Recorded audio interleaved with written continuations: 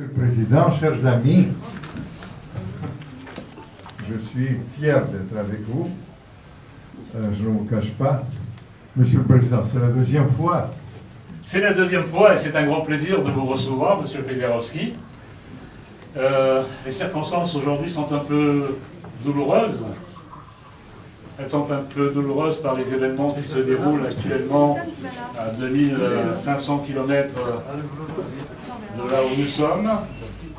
Nous avons une pensée pour tous les réfugiés sur les routes, pour les morts, et je dirais même les morts à la fois ukrainiens et les morts russes.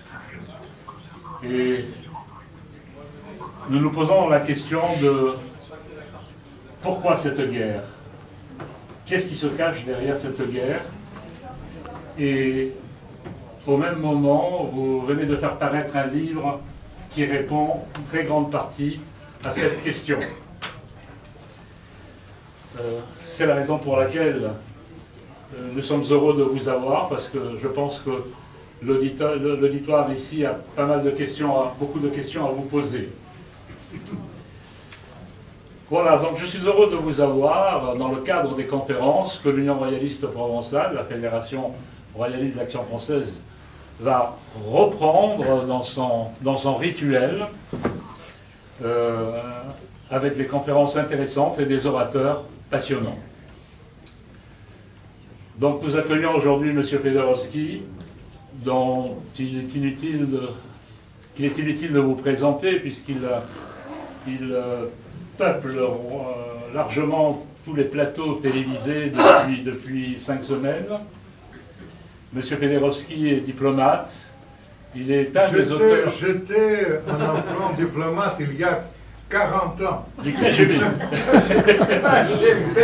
Alors, parce que monsieur... Le Kremlin, FSB. Vous savez, Jean, oui, je vais vous dire... Vous allez me présenter. Je vais vous dire la vérité. Un bon espion ne travaille jamais pour un seul service. Ça doit être un agent pas double. Mais vous êtes un agent double. Triple. Même triple. Puisque Triple. vous êtes à la fois ukrainien. Exactement. Votre père était un officier ukrainien. Un très grand héros de la guerre. Un très grand héros de la guerre. Vous êtes diplomate russe et vous êtes de nationalité française. J'étais diplomate pour être précis, parce que Jean aime bien ruiner ma réputation. Vous savez, j'étais diplomate soviétique. Il a oublié de dire que j'étais même interprète de Brejnev. Et Brejnev, qui était un homme adorable, le meilleur que j'ai connu, c'était Brejnev. Je vous assure, adorable, etc. Il n'a jamais oublié aucune de ses maîtresses, tout ça. Et après, toujours bonjour. Vous savez, tous ces gens-là, mon cher Jean, que j'ai connu Gorbatchev. J'ai travaillé pour Gorbatchev beaucoup et j'étais porte-parole pendant mon affaire héroïque. J'étais porte-parole des antiputschistes, de la résistance au putsch de 91 avec Eltsine. Alors j'ai connu Eltsine, etc. Mais tous ces gens-là, jamais merci, jamais bonjour. C'est Brejnev toujours. Comment allez-vous? Qu'est-ce que vous voulez faire dans la vie? Et c'est lui qui a fait ma carrière époustouflante, parce qu'il était, je vais vous raconter l'histoire, il était sourd vers la fin. Il me rappelle beaucoup maintenant Biden.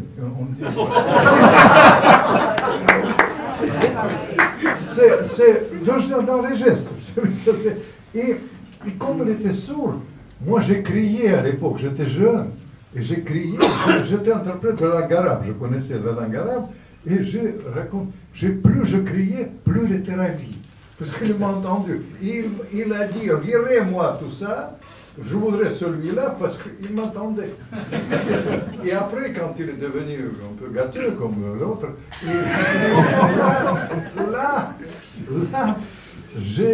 il m'a demandé qu'est-ce que je voulais faire. Et j'ai osé dire, je voulais aller à Paris. Et comme j'ai touché au tsar, parce que vous êtes royaliste, absolument, j'ai touché, disons, au tsar, au monarque. Voilà. Et ça m'a fait une carrière extraordinaire qui a duré beaucoup d'années. Et après, quand j'ai eu marre, je vais vous raconter, je suis devenu écrivain d'origine russo-ukrainienne. Vous avez absolument raison. Voilà. Moi, je vais dire maintenant dans les télés, non me présenter, je dis je suis agent triple. Vous êtes agent triple. J'ai un passeport français, je n'utilise pas que le passeport français. Mon père était un grand Ukrainien, ma mère était intellectuelle russe. Voilà, Jean, merci beaucoup. D'accord. Et puis d'autre part, j'ai appris récemment, je ne sais pas si c'est par une de vos interviews, que la plupart des chefs d'État, des présidents russes étaient ukrainiens. J'ai dit ça à quelqu'un. Oui, vous avez dit Je ça. vais vous raconter. Vous savez, il y avait Khrouchtchev. Vous ne vous souvenez pas, dans mon livre, je compare 3 crises d'une manière pointue. Vous savez, je vais vous dire quelques mots à propos du livre, mais dans le livre, il y a les clés psychologiques, il y a les clés historiques, il y a les clés géopolitiques. Et dans les clés historiques, je compare volontairement les 3 crises qui sont, que le monde a vécues. Parce que vous savez, on vit maintenant un moment très dangereux, et on a vécu autrefois la crise d'Afghanistan, quand les Américains essayent de faire la même chose avec l'Ukraine. Autrefois, les Soviétiques ont été piégés par la manipulation de Brzezinski, qui a carrément poussé les Soviétiques d'entrer en Afghanistan. Et je compare avec la crise de Cuba. Et ce qui était étonnant, que vous savez, sur les dirigeants soviétiques, Lénine, il était à moitié juif, à moitié kalmyk. Le Staline, il était géorgien. Khrouchtchev, il était ukrainien. Brezhnev, il était ukrainien. Après, Gorbatchev, il était ukrainien. Tchernenkov, si vous vous souvenez vaguement, il était ukrainien. Vous voyez, je dis, les Ukrainiens, pourquoi ils ont fait tout ça? Il avait le Kremlin. Mais ils ont préféré la chose. Mais bref, tout ça c'est vrai, absolument, sauf Poutine. Eh bien écoutez, je vous laisse maintenant dans votre Absolument. conférence. Jean, je suis fier d'être avec vous. Je voudrais vous faire plaisir. Il y aura dans notre exercice, et vous avez commencé par quelque chose qui m'a touché énormément. Parce que moi je suis vraiment, je viens, vous me réconfortez, mais vos yeux me réconfortent. Mes amis qui m'accueillent, vous, Jean, tout ça, ça compte pour moi. Vous représentez la France que j'aime. Et ça, c'est un grand recours. Mais cela dit, je suis vraiment déchiré. Je suis déchiré par ce qui se passe, parce que vous avez ma première pensée, évidemment, aux gens qui sont morts dans ce conflit, aux enfants, aux gens qui souffrent. C'est la première pensée que j'ai. Et je n'étais pas obligé ni de sortir ce livre, ni vraiment venir faire, parce que vous savez, vous avez remarqué que je dis des choses qui ne sont pas évidentes dans la dictature, avec la dictature de politiquement correcte à la télévision. Je dis des choses vraiment différentes. Et je n'étais pas obligé de le dire. Parce que je vivais très bien avec mes livres, vous comprenez, mes livres, c'est sur les histoires d'amour, c'est magnifique. Le roman de Saint-Pétersbourg, si vous n'avez pas lu, 1 million d'exemplaires dans le monde, je vous conseille tout de suite d'acheter ce livre, pas en grand format, mais en livre de poche. Comme ça, je ne vous ruine pas. C'est vraiment les histoires qui... Amour, mystère et évasion. Et maintenant, je suis obligé, et je fais ça comme une sorte de devoir par rapport à mon père, par rapport à ma mère. D'ailleurs, ce livre est dédié à la fois à mon père et à ma mère, mon père ukrainien et ma mère russe. La première pensée que vous avez, je suis très touché par ça. Ça, c'est la première chose. La deuxième chose, vous devez comprendre que toute ma vie, j'ai consacré ma vie à la sortie du communisme. On a risqué beaucoup, on a réussi notre exercice, et après, vous savez, tout ce qui se passe aujourd'hui, la première partie de ce que je vais vous dire, c'est une partie très grave. Je pense qu'on vit un des moments les plus dangereux de l'histoire de l'humanité.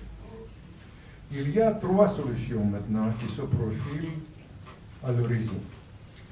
La première, et c'est tout à fait possible, je vous dis avec mon expérience quand même très longue des crises, et j'étais diplomate vraiment qui me l'est à toutes ces affaires, comme vous dites, confidentielles, secrètes. Je tiens à vous dire, on vit un des moments les plus dangereux de l'histoire de l'humanité, puisque la guerre mondiale est possible. Il ne faut pas exclure. Il y a c'est pas ce que de deux côtés on veut, la guerre mondiale. Mais vous comprenez, par rapport à ce qui s'est passé autrefois, il y a des inquiétudes psychologiques et, que je vais vous raconter. Il y a le problème, je dirais même des erreurs d'analyse. Parce que il suffit d'une petite erreur d'analyse que ça peut vraiment déraper. Vous comprenez que j'ai étudié, par exemple, la question qui est immédiate. Il y a 3 semaines, un peu plus, 3 semaines et demie, Poutine il a mis en état d'alerte les forces stratégiques russes, c'est-à-dire c'est vraiment l'état d'alerte maximum. J'ai essayé d'étudier à la base de quelle information ils ont fait ça. Évidemment, il y a le conflit, il y a les messages réciproques.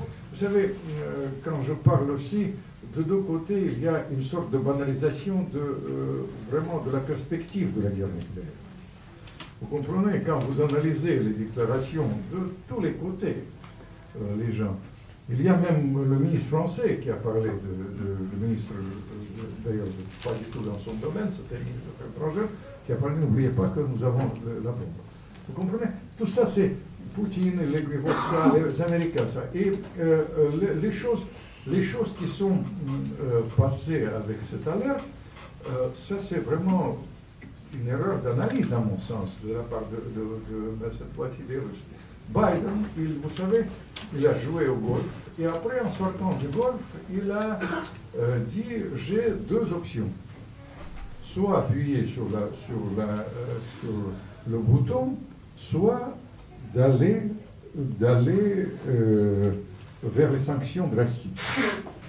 Vous comprenez qu'il va aller vers les sanctions drastiques. Mais quand les Russes ils ont entendu que j'ai option d'appuyer sur le bouton, ils ont tiré une autre conclusion. Ils ont tiré, il faut qu'on soit prêt. S'ils hésitent, s'ils pensent ça, ils ont mis un état d'alerte. Vous comprenez? Et ça, c'est un exemple qui n'est pas allé pour l'instant si loin que ça. Il y avait juste le fait, l'annonce de ça, mais le déclic de ça, c'était sur la base erronée. Et ça, c'est une chose. Il y a le fait que, quand vous allez voir dans le livre, je raconte comment ils ont géré la crise de Cuba. Mais pendant la crise de Cuba, les gens ne dormaient pas. Et Kennedy, hier j'ai rencontré l'adjoint de McNamara, encore une fois, on m'a raconté, McNamara c'était ministre de la Défense à l'époque, avec le secrétaire d'État à la Défense de Kennedy. Vous savez, il dormait à tour de rôle. Et Khrouchtchev, il dormait à tour de rôle avec son adjoint qui était Mikoyan pour être ça. Tout ça c'était, et en plus c'était les gens qui ont participé à la guerre. Pour eux, c'est pas la guerre, c'était pas la télévision, mais c'était les choses comme ça. Première option, qu'il faut faire tout. En tout cas, je fais tout en publiant ce livre, en faisant parfois j'entre dans mon ancien métier, publiquement, je propose les feuilles de route, etc.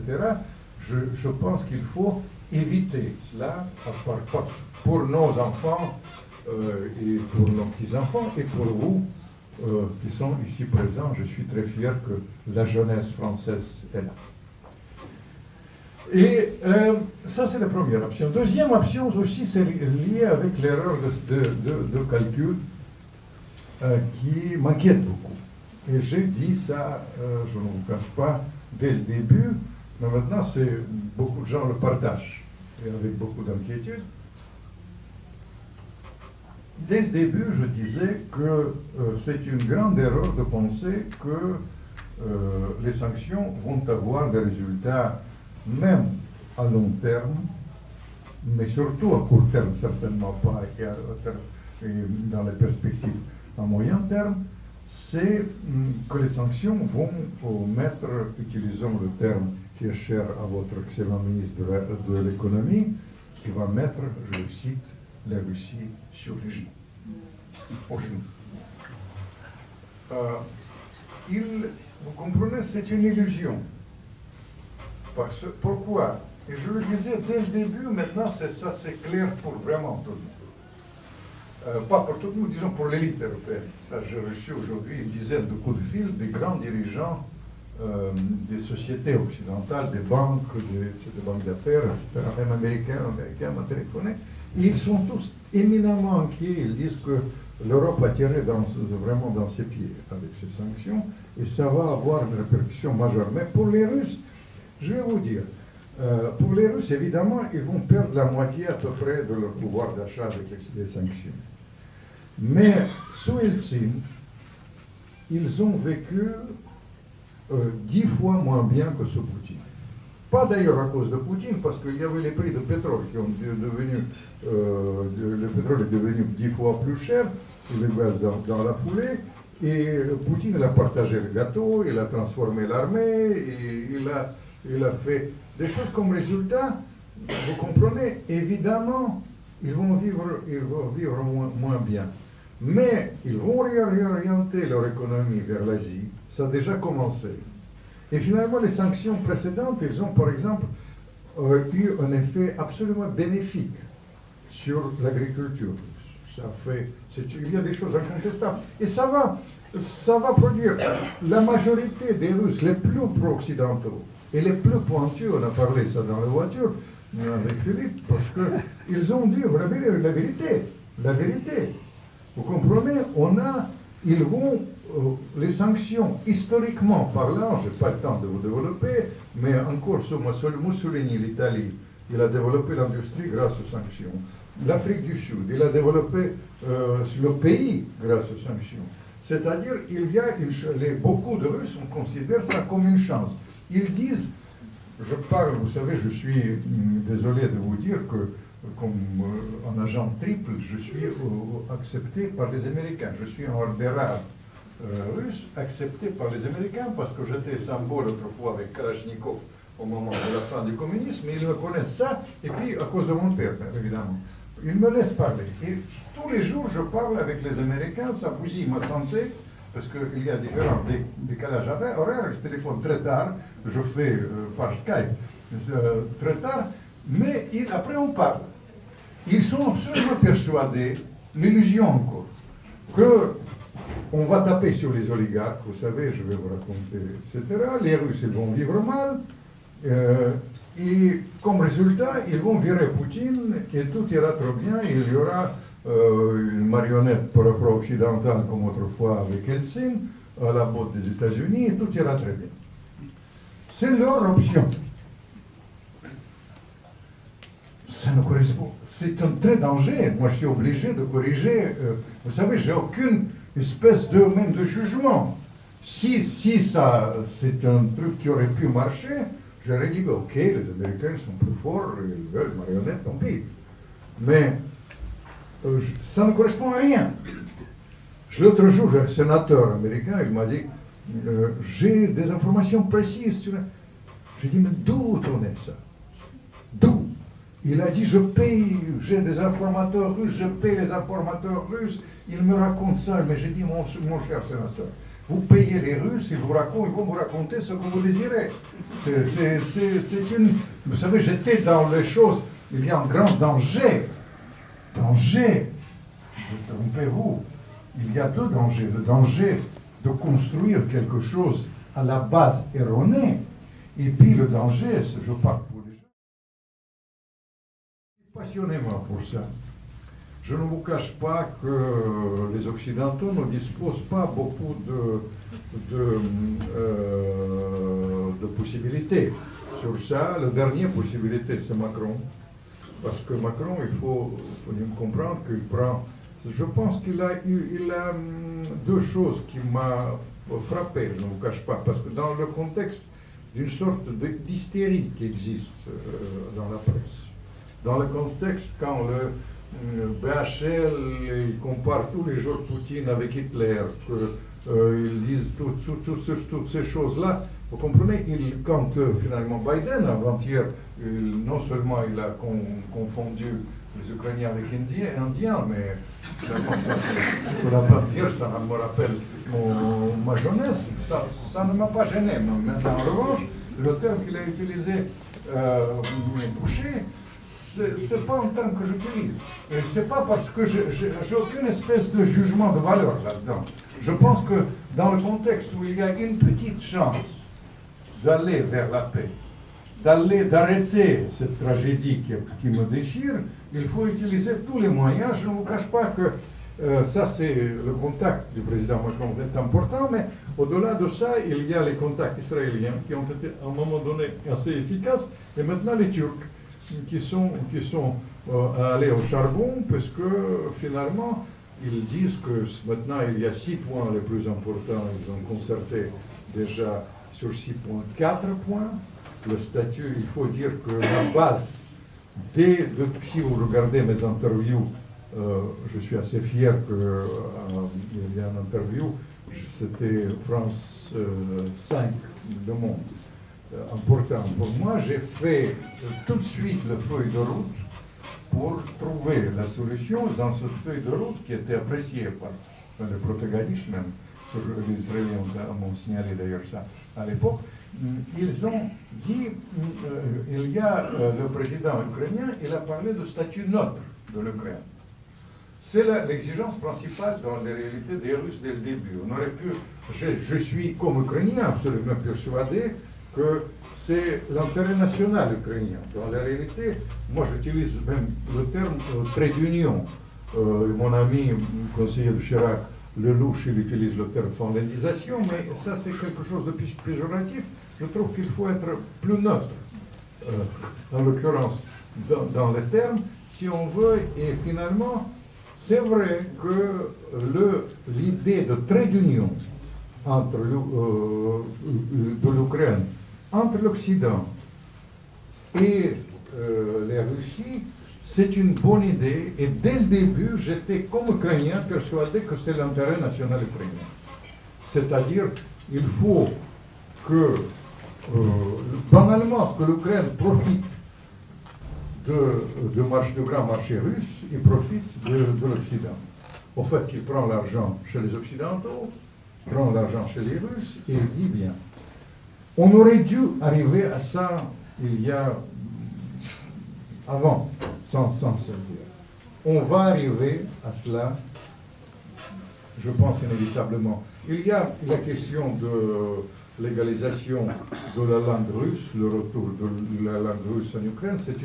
Vraiment, c'est une question qui était relativement... C'est une grande insistance et hantise pour Poutine. Dans la réalité, ça, dans le contexte actuel, ça n'a pas beaucoup de valeur parce que vous comprenez quand même, la guerre est aujourd'hui là et les Ukrainiens sont meurtris. Et je ne pense pas qu'ils vont avoir leur priorité, c'est de recommencer par les Russes dans le contexte actuel.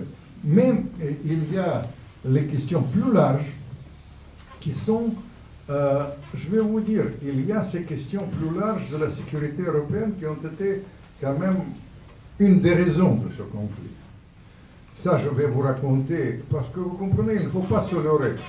La question principale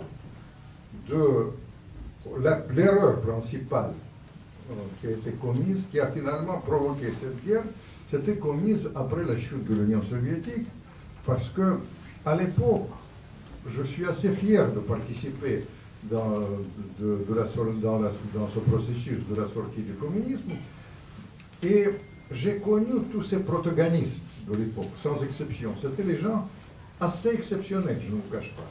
Vous comprenez, entre Reagan ou l'équipe de Gorbatchev, il y avait un très grand visionnaire, numéro 2, Yakovlev, je le raconte souvent, c'est même dans ce livre, je le cite. Ça, c'est quelqu'un qui a joué un rôle. Bref, il y avait toute une chose. Et après la chute du communisme, il y avait deux solutions. Et ça, c'est une chose sur laquelle je tiens à revenir parce que ça revient tout le temps dans les débats, même sur le plateau de la télévision, à tel point que mes amis de l'époque de la chute du communisme ont dû prendre la plume pour confirmer mes paroles. Il y avait deux solutions. Il y avait la solution associer la Russie avec le monde occidental, comprendre les racines chrétiennes de la Russie, comprendre que les ennemis sont communs, c'est l'islamisme agressiste. Il y avait des gens qui ont été pour ça.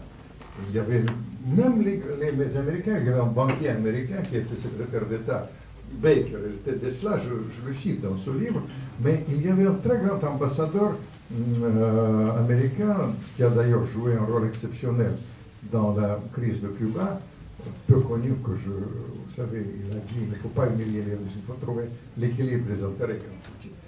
Il s'appelait, inventeur de la CIA, il s'appelait George Kennan. Il y a les étudiants ici qui étudient la diplomatie. Je tiens à vous dire que vous devez les relire absolument. Vous avez peut-être déjà lu un télégramme long de Kennan. C'est un des grands documents diplomatiques qui existent au XXe siècle. Il était malade, il buvait la vodka et il a écrit 50 pages de télégrammes qui n'existaient jamais dans les annales. Il a tout le programme de l'endiguement. Il m'a raconté, je l'ai connu, un extraordinaire personnage, il faut dire, qui a sauvé doublement. Et vous savez, ce personnage, il m'a dit, c'est la plus grande erreur de l'Occident depuis Jésus-Christ. Ne pas associer. Il savait que c'est le cadeau qui est tombé, cadeau de Dieu, la chute du communisme. Et l'Occident, il n'a pas saisi chance. Il était furieux. Mais vous savez, Kissinger, on tape beaucoup ces derniers temps sur le plus grand ministre des Affaires étrangères français de la dernière période du XXe siècle, à mon sens, Védrine, parce qu'on tape tout le temps sur lui. Maintenant, l'approche politiquement correcte, parce que c'est les choses comme ça. Lui, et quand l'autre jour, il y a un jeune chercheur, il a dit, ça n'a jamais existé. J'étais gêné. Après, vous avez peut-être vu à la télévision, je lui ai dit, j'étais présent. Mais ce n'était pas écrit.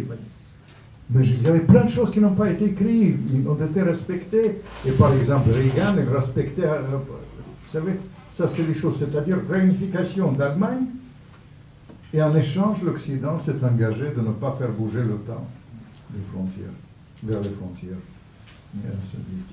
C'est engagé. À tel point qu'il y avait Dumas, pas Alexandre, voilà.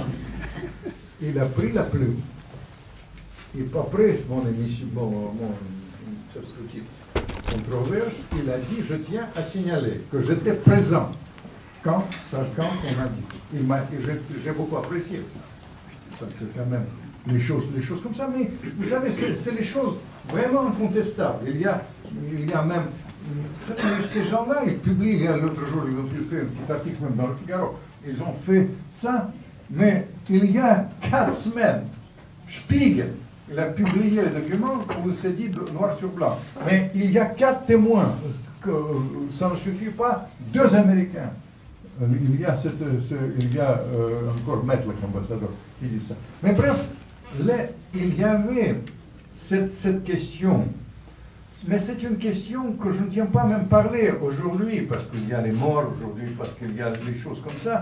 Je ne voulais pas revenir, mais honnêtement, tôt ou tard, nous devons revenir à la question d'où les préoccupations russes. Pourquoi parce qu'il y a une chose qui a été formulée par un très grand dissident emblématique russe, qui était vraiment très important, philosophe, il s'appelait Zinoviev, il a dit, on a visé le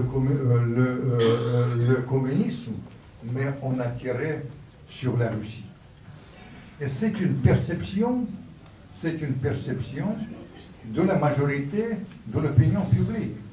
On dit, je vais vous faire, je parle très longtemps parce que je dois, quand vous faire, en dehors des choses graves, je dois vous raconter quelque chose de plus enlevé sur les agents triples, sur Poutine. Autrement, ce ne sera pas le cas. Et après, vous allez me poser les questions, mais je tiens à vous dire. Vous comprenez, il y avait une évolution de l'opinion publique. Si vous cliquez sur un mot rupture, vous allez voir mes articles il y a 2 ans, il y a une année, où je parlais de la rupture inévitable entre la Russie et l'Occident aujourd'hui. Parce que l'opinion publique s'est dégagée de l'Occident. Parce qu'il s'est senti blessé par ce qui s'est passé. Parce qu'il s'est senti berné par ce qui s'est passé. Je vous dis, l'Occident n'est pas seul responsable, du tout. Les premiers responsables, c'est évidemment les oligarques russes. Parce que je me souviens de ma soirée mémorable quand Dieu a voulu tuer les communistes, je n'ai pas le temps de vous raconter comment. Et j'étais à la table avec Helsinki quand on a bu 2 bouteilles de vodka chacun. Bien, quand on a connu l'alcool, il faut s'arrêter parce qu'autrement. Et il m'a dit, je lui ai demandé qu'est-ce que vous allez faire. Et il m'a répondu, je vais les nommer milliardaires. C'est-à-dire, d'un jour au lendemain, vous pouvez, si vous avez l'accès au pouvoir, au Kremlin, vous pouvez devenir milliardaire en 3 jours, en dollars.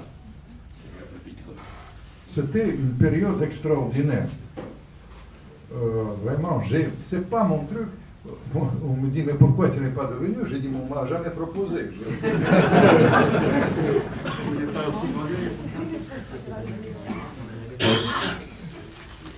Vous savez, ils ont volé la Russie comme jamais.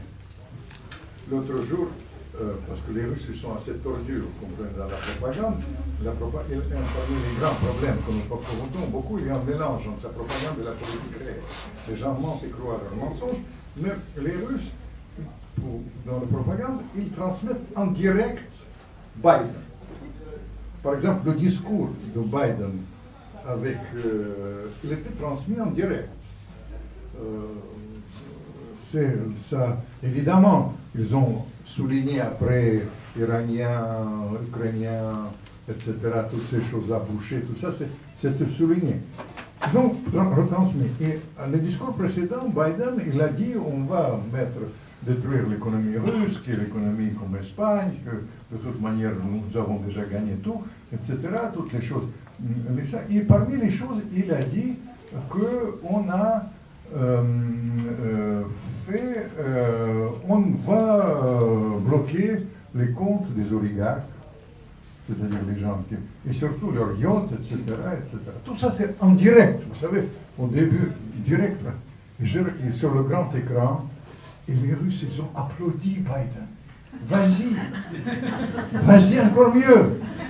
C'est leur désir, parce que c'est les gens les plus détestés en Russie, comme ils ont volé. Mais simplement sachez qu'on ne comprend pas pourquoi les Russes aujourd'hui soutiennent pour l'instant Poutine.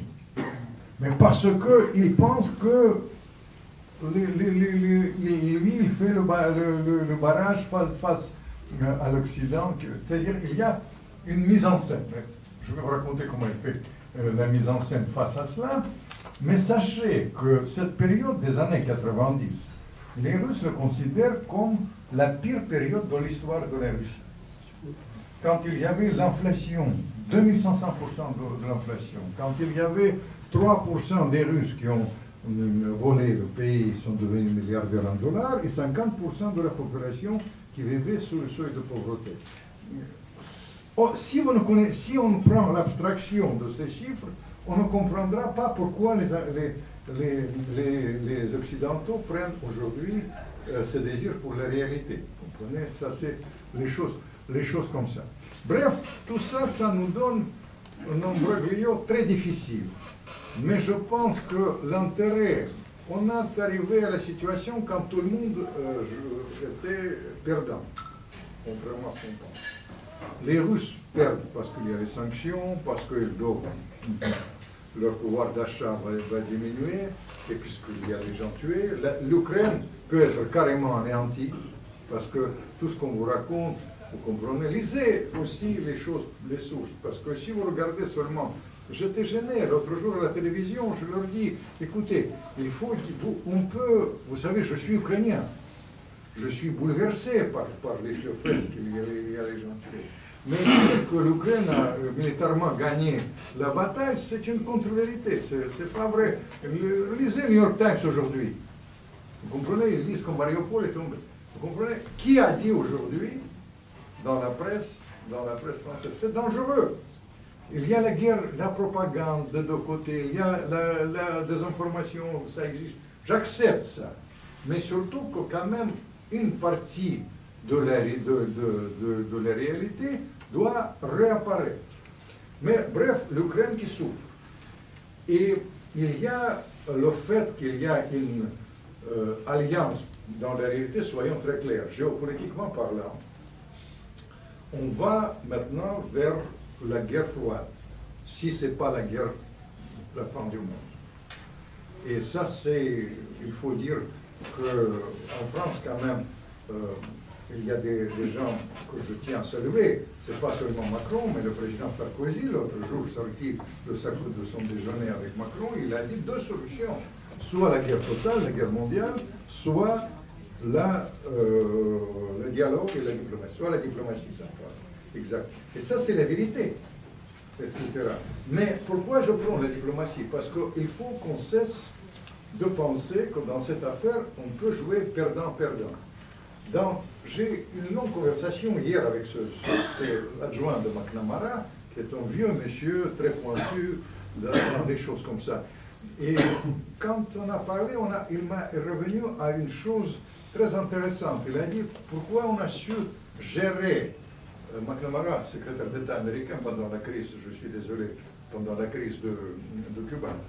Et il a dit on a su trouver la solution quand il y avait l'équilibre des intérêts. Quand il y avait... on n'a pas voulu les humilier les uns les autres. On devait sauver les faces des uns et des autres. Et ça, c'est une idée, une des idées, c'est une des raisons de la publication de ce livre. J'ai dit, faites attention. Cette fois-ci, mélange de gens de la propagande et de la politique réelle d'une part, et d'autre part, ne cherchez pas seulement, et ça, je m'adresse aux Russes et aux autres, évidemment, chercher l'équilibre des intérêts. C'est un mot qui était la base de notre action autrefois pendant cette affaire de la chute du communisme, et revenez à ça, parce qu'autrement vous n'allez pas trouver. Et je suis certain que le statut neutre de l'Ukraine, ça va sauver non seulement physiquement beaucoup d'Ukrainiens, mais aussi le pouvoir, le Zelensky, etc. Et peut-être il y aura son prix Nobel, parce que les Américains, ils ont piqué mon idée, un prix Nobel pour Macron, ils ont donné pour Zelensky, prix Nobel. Les Russes, ils ont tout de suite prix Nobel pour Zelensky, mais tout de suite à la première chaîne, dire Zelensky, pas seulement le prix Nobel, s'il vous plaît, aussi Oscar. Mais vous savez, comme je ne tiens pas vraiment à rigoler à propos de ça, vous savez, la situation est grave, mais surtout que l'État ukrainien, il peut être... ça, c'est le premier. Les Russes, vous comprenez qu'il y a quand même les morts là-bas, il ne faut pas oublier, il obtient ce qu'il a voulu, le fait que l'OTAN n'englobe pas l'Ukraine, il peut présenter ça aussi comme que le but principal, il a obtenu. Les Américains, je leur dis, faites attention, ce qui se passe devant nos yeux, c'est contre-productif pour vous. Parce que vous créez artificiellement l'union sacrée, l'alliance militaire et économique entre la Chine et la Russie. Ah non, mais les Chinois, ils vont envahir la Russie, il y aura des problèmes, etc. Vous savez, il y a quelqu'un qui était là, il a lu mon livre sur Rasputin, il aimait beaucoup mon livre pour Rasputin, et je lui parle d'ailleurs tous les jours, la nuit avec Rasputin. Et je suis allé sur ses traces quand j'écrivais ce livre. Et j'ai vu beaucoup de Chinois là-bas en Sibérie, c'est vrai.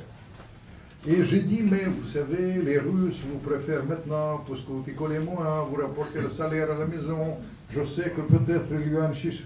Et le Chinois, qui est le plus pertinent, ça a gardé à l'esprit, ils m'ont dit, Vladimir, les Chinois ne peuvent pas vivre à 40 degrés du froid. Nous n'allons jamais vivre en Sibérie, on le pousse. Je vous livre cette réflexion. Mais simplement, sachez que je suis persuadé que même pour les Américains, c'est une chose. Pour l'Europe, c'est le dindon de la farce. Vous comprenez? Je ne parle pas de ça parce que, vous comprenez, nous allons vivre nous tous, c'est l'essence, c'est le gaz, c'est le système financier qui sera terriblement touché parce qu'il y aura des problèmes. Toutes ces choses-là qui sont là, c'est pour ça que je dis il faut aller très vite. Je leur disais, oui, parfois je fais vraiment avec mon élan sentimental ukrainien. Regardez, quand je faisais avec Pauline Doumalherbe, je disais ça avec beaucoup de cœur, je dis immédiatement la rencontre entre Zelensky, etc. Et maintenant, Poutine, je suis très long, je peux arrêter. 5 Poutine, 3 clés pour le comprendre très vite et vous me posez les questions, c'est ça, ok? Je fais ça très rapidement. Alors, Poutine, je vais vous dire pourquoi. Poutine, il faut que j'évoque dans ce livre, c'est une autre raison, parce que vous comprenez, dans la presse politiquement correcte, ils ont quand même il y a cette idée que c'est un dingo qui est paranoïaque. Comme je suis parfois méchant, je dis, les gens qui lancent les mots paranoïaques, ils transposent parfois, vous savez, sur le Freud, leur propre angoisse sur les autres. Mais c'est pas du tout pour être méchant ça, simplement ça ne correspond à rien. Poutine est la sa logique, c'est une logique qui peut être beaucoup plus grave que vous pensiez. 3 clés psychologiques et 5 Poutine très vite. Et après vous me posez des questions. La première clé psychologique est liée avec son enfance. Et ça, c'est un grand danger de la gestion de la crise actuelle pour moi. Vous comprenez, c'était un enfant quasi abandonné dans la rue de Leningrad à l'époque. Il était formé psychologiquement par la pègre. Je l'ai rencontré, il m'a raconté ça plusieurs fois. En fait, il ne se cache pas. Vous savez, c'est un enfant, dans la pègre de Saint-Pétersbourg, il y avait des règles qui sont inculquées. Par exemple, la règle que vous voyez, comment il agit dans cette crise-là, il anticipe, il dit quand la bataille, il y a une règle non écrite, la bataille est inévitable, il faut s'engager et aller jusqu'au bout. Ne reculez jamais, parce qu'autrement vous allez perdre. Allez jusqu'au bout dans la logique. Vous savez, même quand vous affrontez, ça c'est un danger aussi de psychologique, parce que il a un certain plan, il veut aller jusqu'au bout, quel que soit le prix. Vous comprenez? Et ça c'est une chose qu'il remonte à son temps. La première clé, l'enfance. Deuxième clé, c'est le sport. Il y a les spécialistes de jeux d'échecs ici, ils savent le jeu d'échecs, mais surtout judo. Parce que judo, je me souviens de cette conversation inoubliable au palais Yusupov où Rasputin était tué. Si vous n'étiez pas, c'est pas demain la veille que vous allez, mais si je réussis mon exercice de la sortie de la guerre par le haut, dans ce cas-là, je vous conseille d'aller sur la quai de Moïka à Saint-Pétersbourg, au palais de Yusupov où Rasputin était tué, où j'ai rencontré Poutine la première fois. Je décris ça en détail dans le livre, et je lui ai posé la question, le judo, comment il agit, pourquoi le judo est très important pour lui. Il a dit, tu sais, judoka, il ne bouge pas. Mais quand son adversaire a bougé, il a déjà bougé. Il anticipe. C'est la phrase exacte qu'il m'a dit. Vous regardez comment il a fait avec cette crise. Il a déjà bougé. Vous savez, soyons très francs, il y avait des raisons proprement militaires de son analyse. Il pensait que techniquement, l'armée ukrainienne, qui est devenue beaucoup plus performante qu'il y a 8 ans, pouvait écraser en une journée Donbass. En une journée, Donbass, la rébellion de Donbass était prise et il serait allé, sous l'applaudissement d'ailleurs de l'Occident, vers la Crimée. Il a dit, comme c'est inévitable, je dois prévenir. C'est la première action. Personne, sauf cette top des Américains, a prévu qu'il va aller au-delà, mais par exemple en France, les services, nous le changeons, la majorité des observateurs ont été dit qu'il va prendre seulement Donbass et ne va pas aller au-delà. Ça, c'est les choses. Mais si vous comprenez la logique anticipée, il a dit la bataille, comme l'enfant de la rue, la bataille est inévitable et je vais aller jusqu'au bout de ma lutte. de mon logique. C'est ça, de ma logique. Tout ça, c'est tout à fait Poutine dans cela. Et finalement, je ne pas très longtemps, troisième élément, c'est quand même l'espionnage, puisqu'il utilise la technique d'espionnage au sommet de l'État. Et je ne vous cache pas que c'est quelque chose d'assez différent par rapport à ce que j'ai pratiqué, que je propose à pratiquer de nouveau, l'équilibre des intérêts. Vous comprenez ? La technique d'espionnage exige l'équilibre des forces. Et ça, c'est une autre manière de voir les choses comme ça. Je crois bien que, vous savez, si je continue à l'infini sur Poutine, la psychologie, les aspects historiques, les parallèles historiques, les parallèles géopolitiques, ça prendra trop de temps. Et je pense que si vous me posez la question, je peux vraiment broder autour de ça et vous donner d'autres éléments. Je pense que c'est ça. Qu'est-ce que vous pensez après? Bon.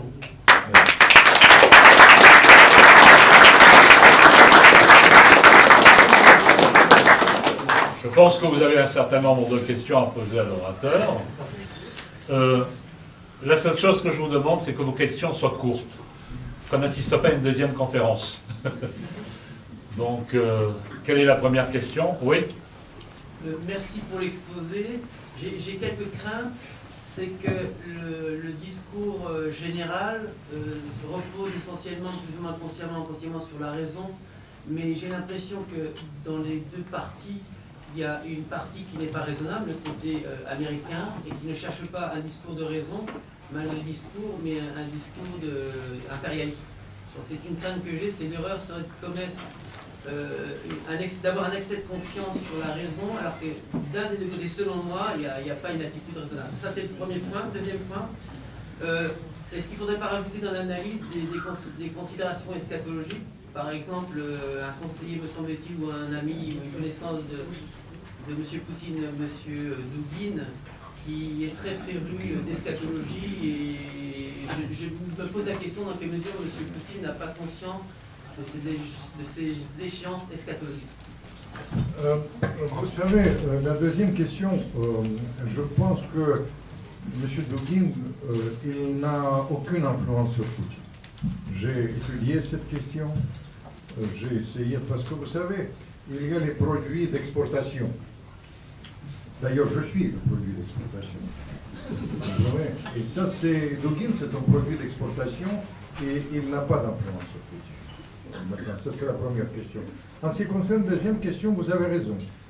Mais tout mon discours est basé sur le fait que l'intérêt vitaux, les intérêts vitaux d'aujourd'hui exigent une certaine équilibre. Si l'Europe veut survivre, je vous assure, parce que la crise sera vraiment extrêmement sévère.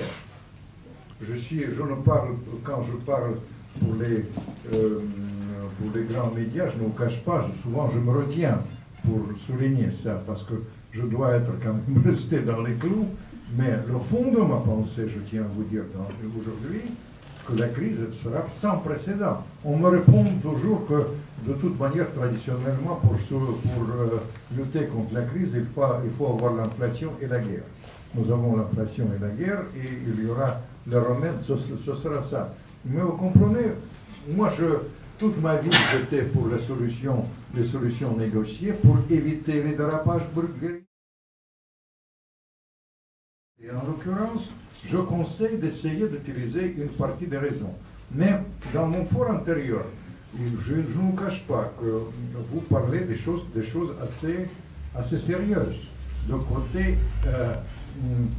vous comprenez, qui sort de l'analyse rationnelle. Et ça existe,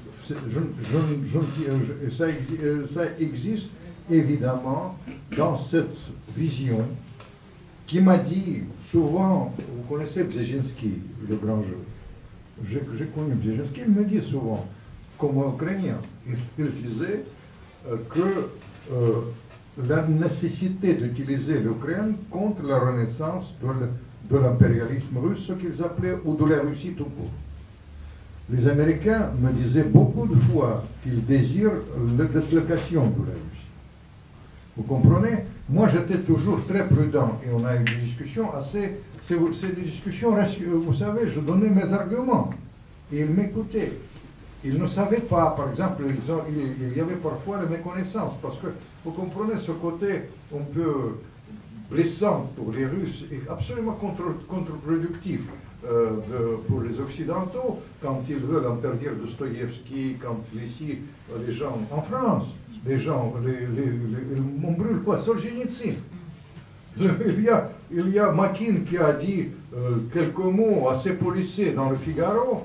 Ces livres sont retirés des bibliothèques, ils les boycottés, etc. Ça, c'est d'accord. Les Américains interdisent Tchaïkovski. Tchaïkovski qui est d'origine ukrainienne, comme moi. Ça va, c'est une méconnaissance. Mais pourquoi je vous raconte ça? Parce que quand ils ont analysé, les Américains m'ont dit, Vladimir, tu ne vas pas me dire qu'à Vladivostok, les Russes lisent Tolstoï comme à Moscou. Mais c'est une bêtise, c'est une fantasme. Les Russes à Vladivostok lisent plus Tolstoï comme ils ont plus de temps pour là-bas. Vous comprenez? Il y a une chose qui est liée. Et ça, c'est lié. Pourquoi vous visez juste? Le côté rationnel. Et j'ai toujours dit aux Ukrainiens, votre intérêt national, et je salue, je ne vous cache pas, quand il fallait sortir cette idée de l'Ukraine neutre. Vous comprenez? C'est l'idée absolument rationnelle pour trouver une solution vraiment. On peut aller, ils disent nouveau Afghanistan, beaucoup de morts. L'autre jour sur le plateau de télévision, l'ambassadeur français, sur le site français, il m'a dit l'OTAN elle va se battre à Kiev jusqu'au dernier Ukrainien. Vous ne savez pas. Comme Ukrainien, j'étais révolté. Vous comprenez? Ça, c'est les choses complètement dingues. Vous comprenez? Arrêtons. Pensons aux morts. Pensons à les choses comme ça. Et ça, c'est une chose nécessaire. Excusez-moi, j'étais long. Oui, excusez-moi. Oui, au niveau effectivement de la Commission européenne qui s'est permis effectivement, sans l'accord des chefs d'État européens, d'acheter des armes et d'exporter des armes donc en Ukraine, je pense effectivement qu'il y aura donc un statut de neutralité, parce que je dis une bêtise, parce que l'Ukraine est déjà à moitié divisée en deux, et surtout les Russes ont envoyé une idée force en disant que ces armes n'arriveront pas en Ukraine en bombardant effectivement la zone militaire qui était à 20 km de la Pologne. Le message a été envoyé pour les Américains. Je pense que les Américains n'iront pas plus loin. Vous savez, les messages sont contradictoires. Il y a tout ce que vous racontez, c'est absolument vrai. Mais il y a un problème qui me perturbe avec mon expérience diplomatique. Vous comprenez, ça, on va vers l'escalade. On va encore vers plus l'escalade. Il suffit d'une étincelle pour que ça vraiment se dérape. Et compte tenu, vous savez, c'est très important et c'est pour ça que je parle dans les médias, parce que j'apporte un élément de négociation. Et par exemple, je ne vous cache pas, le fait que le président il a parlé de désescalade, j'appuie chaque fois ça, et puis je leur racontais ce qui m'a vraiment touché, je tiens à vous dire très ouvertement. Je racontais cette histoire quand les livres sont rejetés, quand on interdit Dostoïevski, quand etc. Et surtout, il y a les gens, les couples mixtes aussi. Vous savez, les enfants russes ont été battus. Attendez, et il faut dire les choses telles qu'elles sont. Dans la télé, il y a une semaine, Macron, il a dit, attendez, Dostoïevski, tout ça, c'est une autre chose. L'idée que le peuple russe, et c'est une grande civilisation, ils ont répété ça publiquement, et après c'était repris beaucoup, vous savez, il y a d'autres gens, il y a Chevènement, bon, après il s'était repris par des choses comme ça, mais le danger par rapport au symbole de la civilisation russe, et attaquer au-delà de Poutine ou quoi que ce soit, attaquer carrément la civilisation russe, développer la russophobie, on le sent, Et il faut faire beaucoup d'attention face à ça, parce que, vous savez, on excite l'opinion. Mais pourquoi j'étais très réticent, et heureusement d'ailleurs encore les officiers français, ils ont dit que ce n'est pas notre langage. Parce que quand on utilise langage excessif, après comment vous allez vous mettre à la table de négociation? Parce que le choix est simple. Soit c'est la guerre mondiale, et c'est la fin de la civilisation, soit on essaye de, utilisons le mot que j'aime beaucoup français, de se rabibocher, et peut-être on va réussir. Laurent James. Oui, merci. Je suis scientifique et je peux vous dire que dans de nombreux instituts scientifiques américains, le nom de Gagarine est rayé de la carte. Aujourd'hui, à l'heure actuelle. Évidemment, je trouve que c'est inadmissible. Et pourtant, les scientifiques sont censés être des gens tempérés. Non. J'ai une question vraiment factuelle qui demandera certainement une réponse courte. Moi, je suis bouleversé par ces images de guerre, bien sûr, comme on nous les montre de partout et comme toute la classe politique nous intime de l'être. J'étais bouleversé à partir de 2014, j'avais beaucoup d'amis français qui sont partis au Donbass et je recevais régulièrement des vidéos qui sont attestées aujourd'hui de bombardements, comme vous le savez, de ces régions par le gouvernement de Porochenko. Et c'est des bombardements où on visait sciemment des écoles. Il y a eu des milliers d'enfants morts sous les bombes au cœur de l'Europe, de 2014 à très récemment.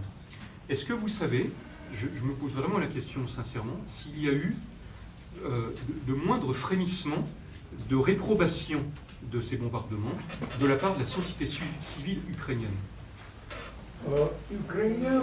La société civile ukrainienne, vous savez, ce n'est pas le moment de le dire, mais la société ukrainienne n'était pas homogène. N'était homogène, et il y avait, là-bas, il y avait des frémissements de désapprobation. Soyons très clairs, parce que les Ukrainiens, vous savez, il ne faut pas présenter l'Ukraine, ce n'est pas le moment de dire ça, mais l'Ukraine n'est pas homogène. D'ailleurs, Poutine il était piégé par ça, puisqu'il, à mon sens, il a fait une réelle erreur dans l'analyse. Il y en avait deux en Ukraine. L'un était beaucoup plus grave et l'autre, pardon, excusez-moi, l'autre était moins grave.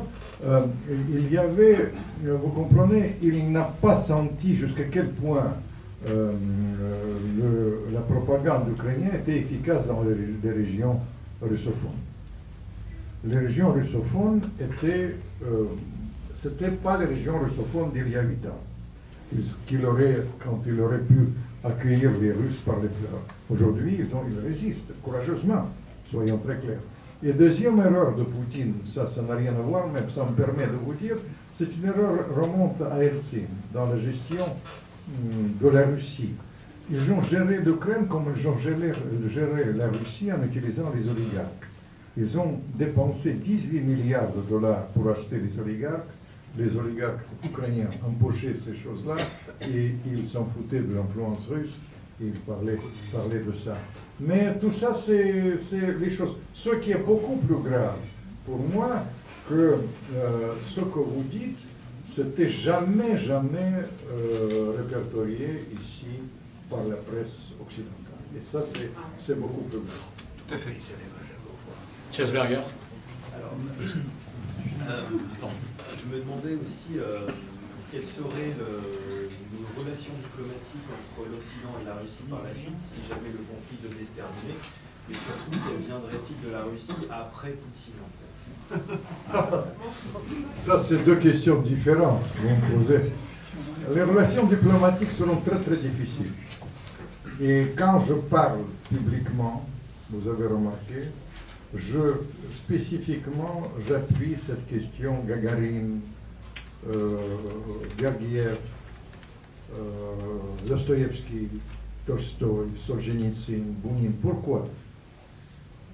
Parce que je suis persuadé que dans le contexte actuel, la seule salut de la paix, le messager de la paix, c'était la société civile et les contacts comme ça. Ça, c'est le premier point. Deuxième point, vous savez que je vous aime beaucoup, je suis francophile.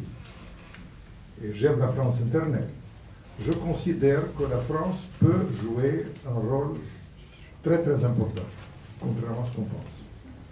Parce que, vous comprenez, aujourd'hui, vous avez évoqué la mentalité américaine, le blocage américain.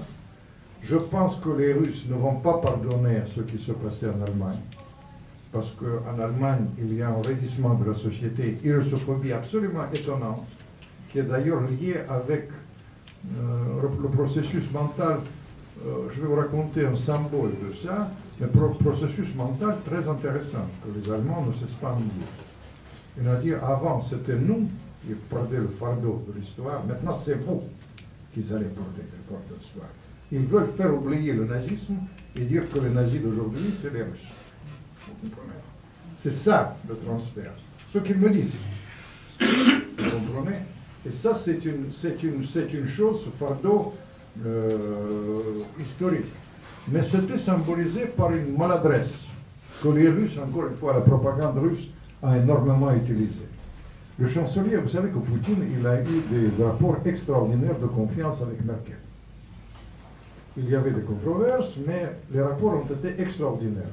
Ils ont parlé, malheureusement, nous n'allons pas savoir de quoi ils ont parlé, parce que le plus souvent, ils parlaient dans un mélange sans interprète extraordinaire de Russes et d'Allemands, et il y avait beaucoup d'arrangements qui ont été faits, encore une fois, oraux, pour rappeler ces jeunes spécialistes, soi-disant, spécialistes autrefois de Covid qui sont déguisés aujourd'hui en spécialistes de l'Ukraine.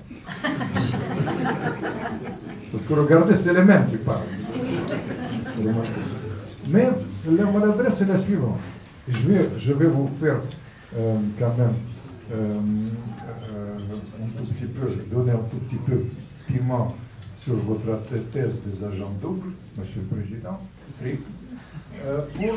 pour vous dire, vous comprenez, le chancelier allemand, le nouveau, il vient en Russie.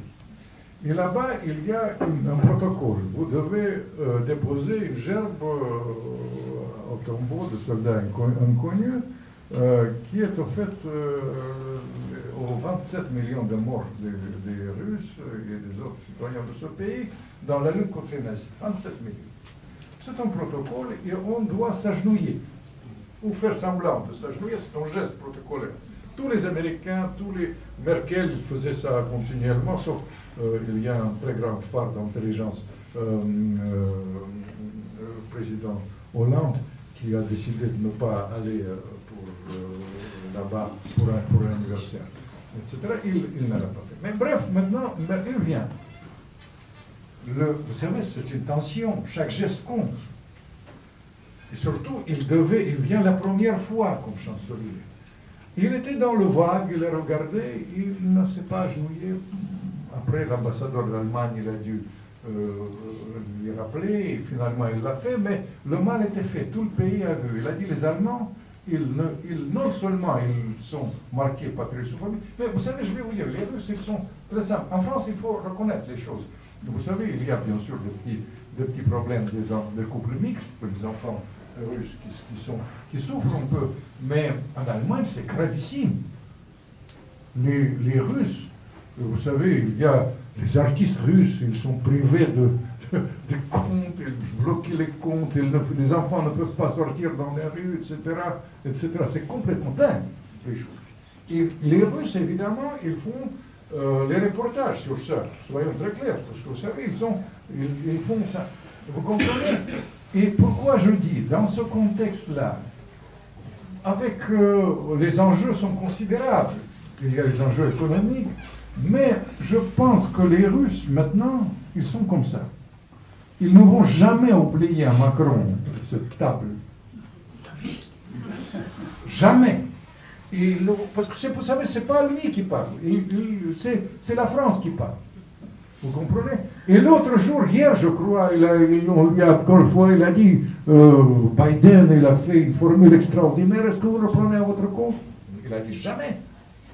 Jamais. Évidemment, les Russes, ils ont tout de suite présenté jamais.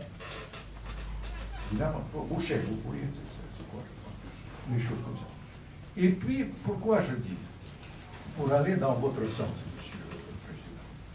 La France dispose dans l'entourage direct de Poutine les agents très secrets d'influence. Je tiens à vous révéler leur nom. C'est très important pour l'avenir. Le premier, c'est évidemment Charles de Gaulle, avec l'idée de l'Europe de l'Atlantique à l'oral. Ce pauvre type qui est spécialiste de Covid,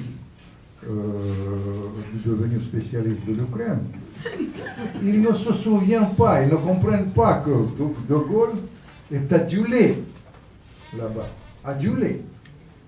Moi, j'étais enfant de 13 ans, je m'excuse, je me souviens quand De Gaulle, il n'a jamais parlé de l'Union soviétique, il a parlé de la Russie. Russie, de l'Atlantique à l'oral. Nous n'allons jamais oublier vos morts. C'est vous qui avez apporté. Tout ça, c'est De Gaulle. Adulé. Quand l'autre jour, d'ailleurs, la meilleure exposition en souvenir de Gaulle, c'était sur la place Rouge. Comme vous savez, il y a quelqu'un que, je suis désolé de vous dire que parmi les grands inspirateurs de Poutine, c'est Napoléon.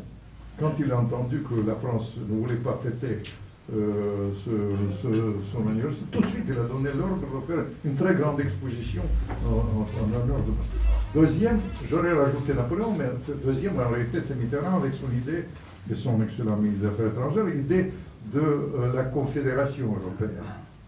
Et la fin du communisme, c'était cette sécurité. Vous savez, il y a un système de sécurité, j'ai participé dans ça autrefois, qui n'existe plus. Pourquoi c'est inévitable, même pour les Américains? Parce que vous comprenez, la technique maintenant moderne permet d'anéantir les États plusieurs fois en 8 minutes. Pourquoi Poutine est allé là-bas aussi? Parce que l'installation des fusées sur la frontière, à Kharkov par exemple, ça donne les armes atomiques en 4 minutes au Kremlin. 4 minutes. C'est absolument inacceptable. C'est pas, les chercheurs, parfois, ils disent que c'est l'Ukraine, ils pouvaient accepter, c'est comme Canada qui entre dans le pacte Varsovie. Mais il y a, ça c'est une image, mais il y a une chose très pointue, militaire, c'est l'évolution de la technique militaire qui nous permet ça. De Gaulle, Mitterrand, troisième, c'est Chirac. Chirac qui a traduit Eugène Onegin, comme vous le savez bien, qui était un russophile passionné. Et je l'ai connu, il m'a souvent dit que le pilier de l'Europe de l'avenir, si l'Europe veut exister et ne pas devenir vassal des États-Unis tout simplement, exister, c'était les 3 piliers, c'est la Russie, l'Allemagne, qui est par cette affaire si je dis dindon de la farce, c'est l'Europe, mais les premiers qui vont payer, c'est les Allemands. Parce qu'il y a une cassure, les symboles, pour les Russes, n'oublient pas ces symboles. Pour eux, ils sont comme ça. Je les connais, je vois comment ils réagissent. Le fait qu'on a en Italie brûle Dostoïevski, c'est absolument... Ils ne vont jamais oublier le traitement des enfants russes dans les lycées allemands. Je vous assure. Et ce geste malheureux, il n'était pas pensé. Mais pour eux, c'est les symboles. En revanche, d'où il vient l'habilité, ça dépasse. Vous comprenez les choses.